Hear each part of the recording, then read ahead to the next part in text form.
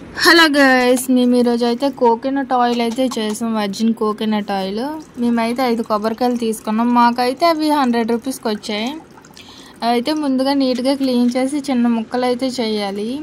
అవి అయితే గ్రైండ్ చేసుకోవాలి. మనం గ్రైండ్ చేసేటప్పుడు అయితే కొంచెం వాటర్ ఎక్కువగానే వేసుకోవాలి. ఇది మనం చేసే ఆయిల్ ప్యూర్ కోకోనట్ ఆయిల్, ఏమి కలపం, ఓన్లీ పచ్చి కొబ్బరితో మాత్రమే చేస్తాం.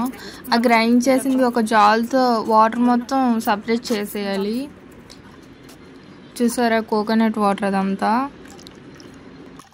ఈ వాటర్ మొత్తం ఒక కవర్లోకి తీసుకోవాలి, పాలిథిన్ కవర్లో. ఇదేనే కాదు, దేనిలో అయినా తీసుకోవచ్చు కవర్లో. అది మొత్తం ఒక 6 to 7 అవర్స్ అయితే మనం ఉంచేయాలి. అది ఒక పక్కన పెట్టేయాలి. అది వాటర్ మొత్తం సపరేట్ అయిపోద్ది. చూసారా, వాటర్ మొత్తం కిందకు వచ్చేసింది. ఆ కోకోనట్ పీచ్ ఉంటుంది కదా, అది అన్నిటి పైకి వచ్చేసింది. ఇది చాలా టైం పడుతుంది. అలా వాటర్ మొత్తం సపరేట్ చేసేయాలి. ఆ పీచ్ అనేది మనకి టైం లేకపోతే ఫ్రిడ్జ్లో పెట్టి కూడా ఉంచుకోవచ్చు. మనం చిన్నపిల్లలకి బయటని చాలా మసాజ్ ఆయిల్స్ కొంటాం. అలా బయట తీసుకోకుండా ఇలా ఇంట్లో చేసుకుంటే చాలా మంచిది.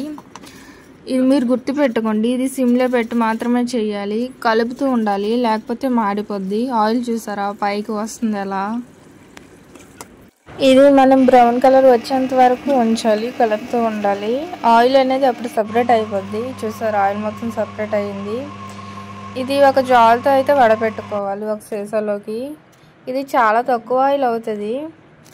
ఇది కానీ చాలా టైం పట్టినా మంచిది. మా అక్క వాళ్ళ పిల్లలకి చేస్తూ ఉంటుంది. చిన్నపిల్లలనే కాదు, మనం కూడా యూజ్ చేయొచ్చు. ఇది ప్యూర్ కోకోనట్ ఆయిల్, చాలా మంచిది. ట్రై చేయండి మీరు కూడా.